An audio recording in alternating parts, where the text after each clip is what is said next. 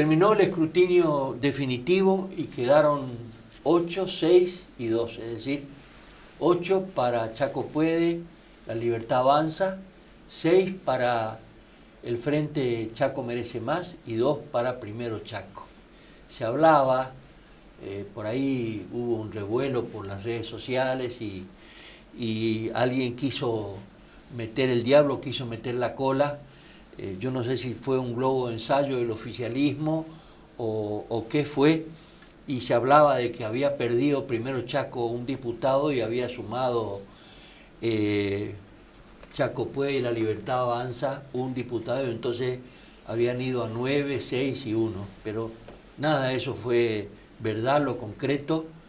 El escrutinio definitivo casi coincidió con el escrutinio parcial, así que de alguna manera esto está perfectamente esclarecido, por si alguno todavía sueña con que Esdero saque 9 o 10 diputados, que era lo que habían elaborado y lo que de alguna manera ellos esperaban que la sociedad chaqueña iban a acompañar. Y pareciera ser de que la sociedad chaqueña no solo que no acompañó, sino que fueron a votar el 51% del padrón, y ahí hay un mensaje, un mensaje incluso para las tres corrientes políticas.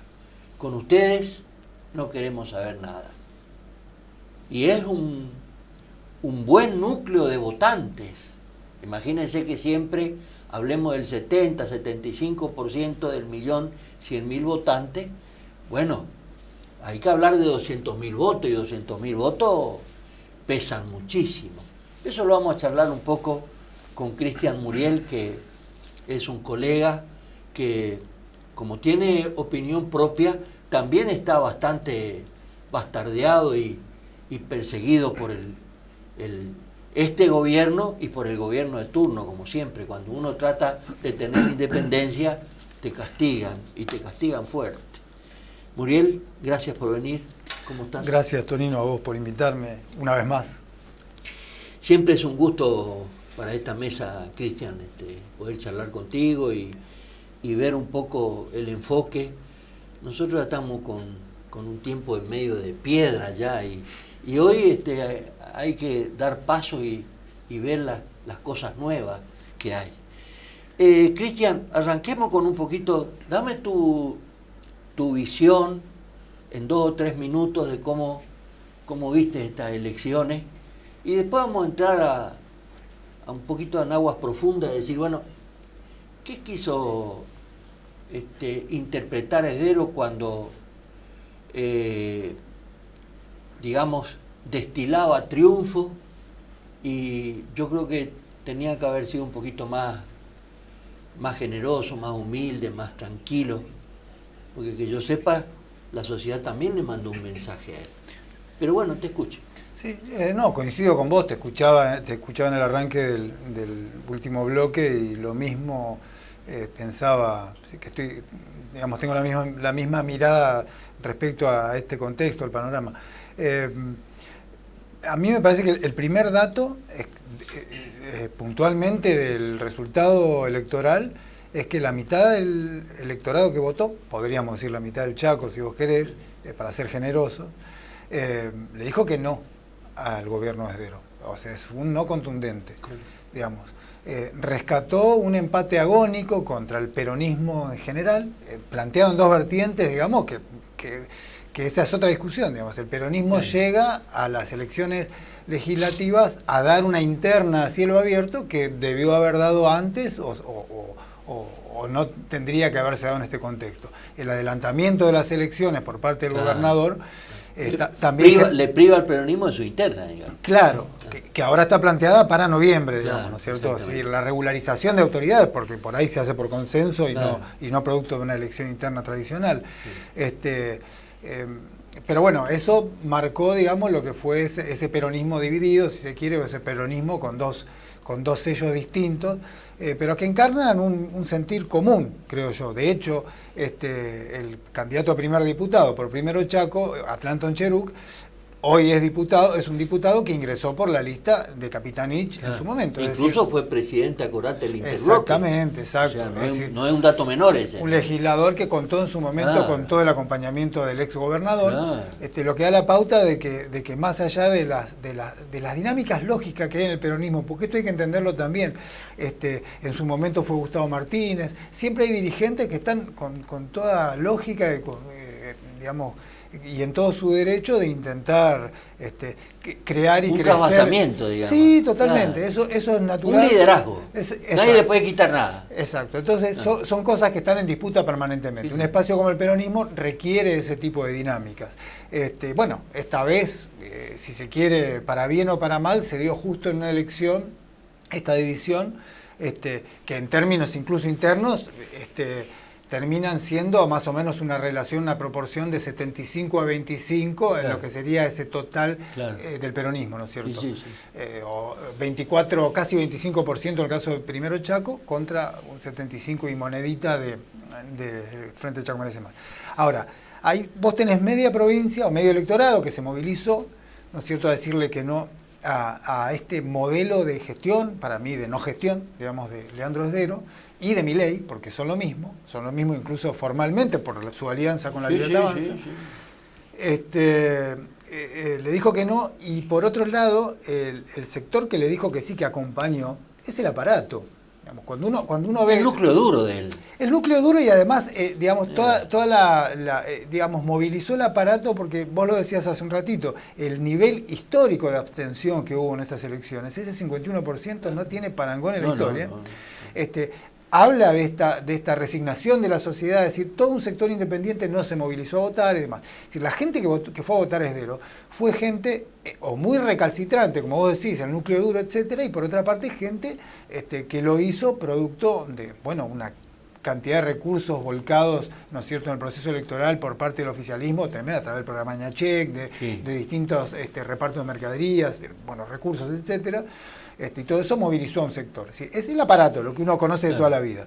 En ese sentido, me parece que del lado del peronismo, del lado de la oposición, fue mucho más genuino el voto.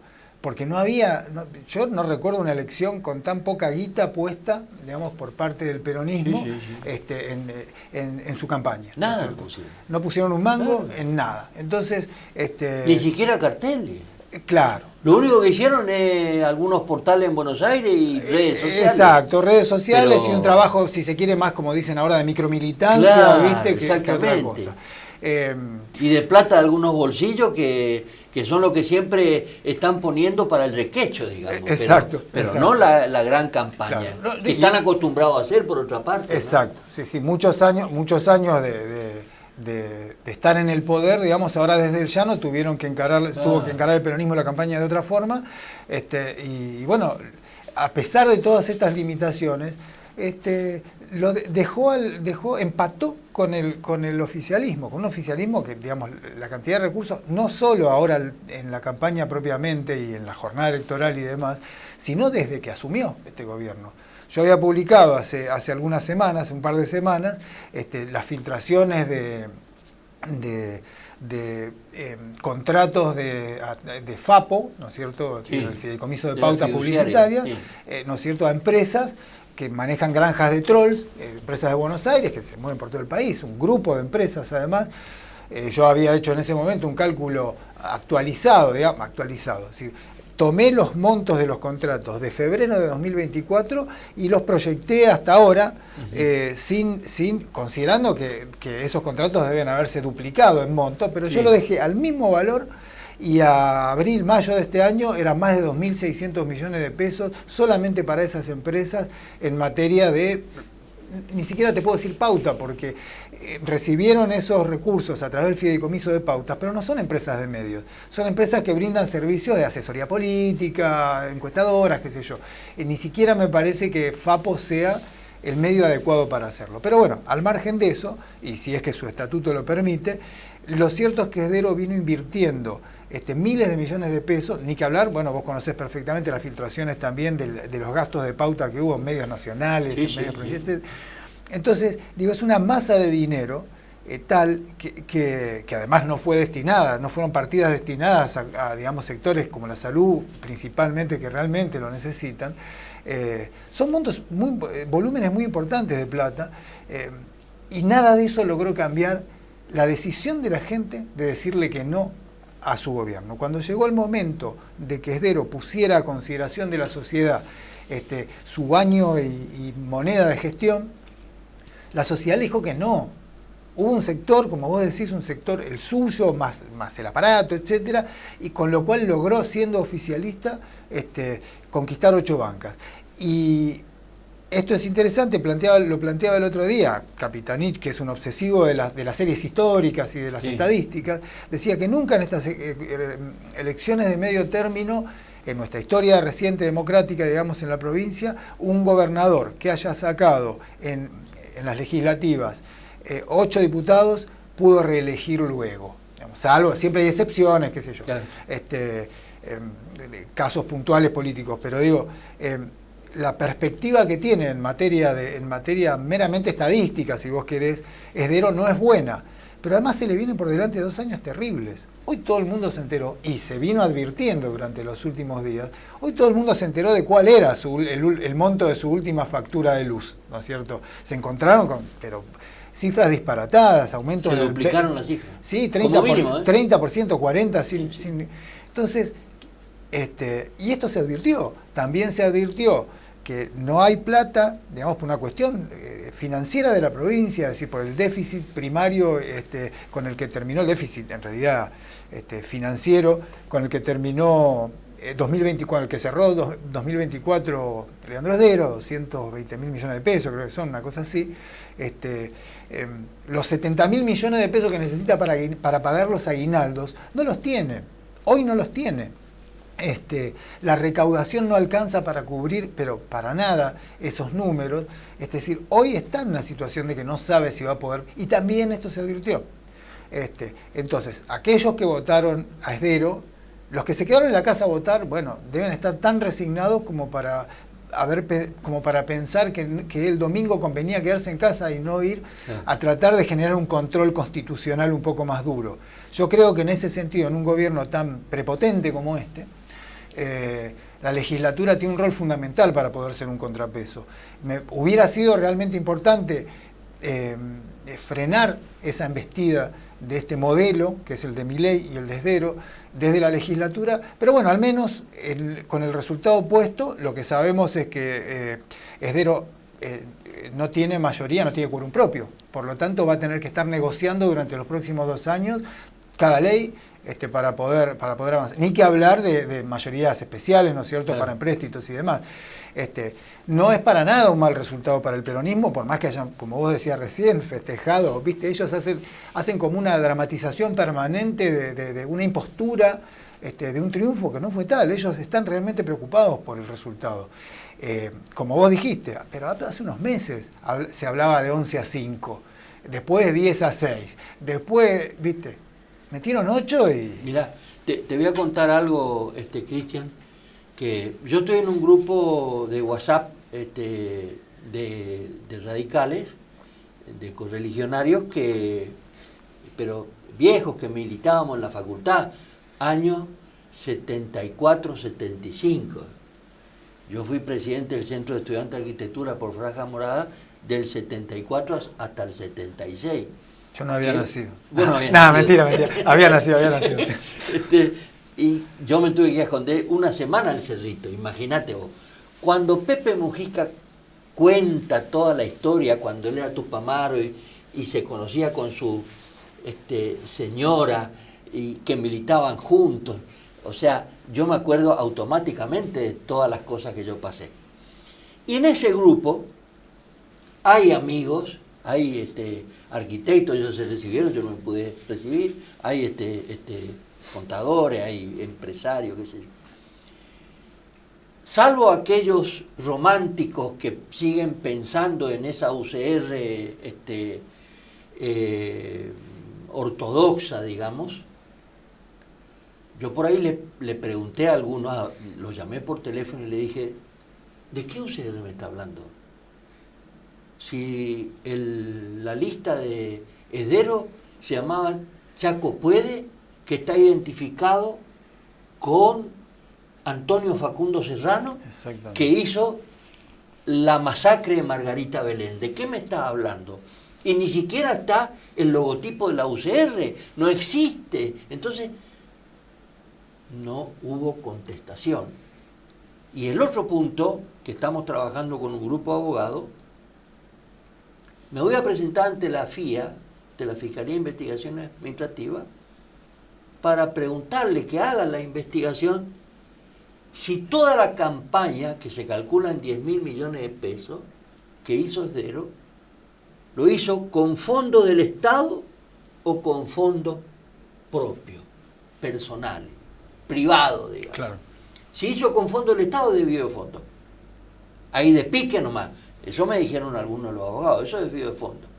Mal desempeño de funcionarios públicos, merece urgente, incluso un juicio político. Bueno, yo creo que Esdero está, no sé si no le advirtieron a él, no sé cómo es la historia, yo no sé si eso va a ser motivo de sacar un pedazo, digamos, para beneficio para las próximas elecciones, no sé cómo es la historia, pero es realmente gravísimo, Cristian, esto. Sí, sí, sí. Y en todo caso es obsceno, porque la verdad que claro, en definitiva, es decir, la gravedad, las irregularidades y demás tienen que ser relevadas por los organismos de control, sin duda. Organismos de control que, por cierto, están atravesando su peor momento. La justicia electoral, la justicia en general, la FIA misma, son organismos que están muy cuestionados, muy mal vistos por la sociedad y la verdad que parecen todos oficialistas, ¿no es cierto? No controlan nada. Pero bueno, ojalá prosperen todas las investigaciones que haya que hacer. Lo cierto es esto, lo que vos decías, miles de millones de pesos en una especie de celebración, no sé de qué éxito de pero gestión. no sé qué celebraba, Claro. no sé qué, en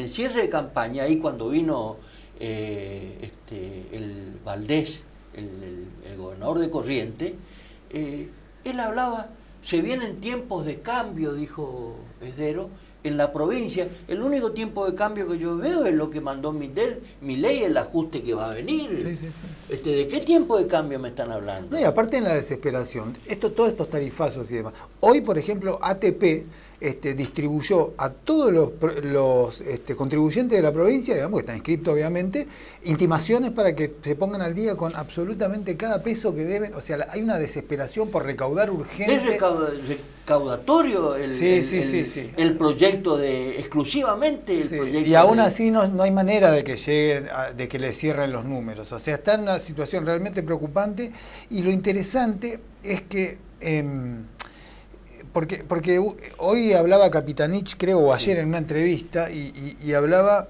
de la necesaria apertura que tiene que haber. Capitanich decía, a ver, yo hoy no gano solo, digamos, el peronismo es mucho más que yo, ¿no es cierto? Y entonces tenemos que tender puentes hacia los distintos sectores, qué sé yo, buscar los caminos, a veces es más fácil, a veces menos. Incluso fuera del peronismo, como ha sido en general la historia del Frente Chaco Merece Más y demás, con otros partidos, otros sectores, el Frente Grande, el PTP, bueno, en fin, distintas fuerzas políticas que nuclearon esa gran coalición. Esdero hizo lo opuesto. Esdero no le abre las puertas a nadie. Por empezar, su nivel de antiperonismo está cerrada la casona de claro, López Plan, hermano. Bueno, o sea, le cierra las puertas al peronismo, digamos, no intenta construir nada con la oposición, le cierra las puertas a su propio partido, como decís vos. Entonces, si él piensa que el esderismo, que ahora en una elección que adelantó por suerte, porque cada día que pasaba iba a ser peor el resultado, si ahora obtuvo este resultado en una elección recontra adelantada y bien alejada de las generales del 26, de las nacionales del 26 de octubre, ¿qué hubiera pasado? ¿O qué hubiera pasado si las elecciones se daban sobre el cobro de aguinaldo, por ejemplo? Y había dudas acerca de si se cobraba o no el aguinaldo.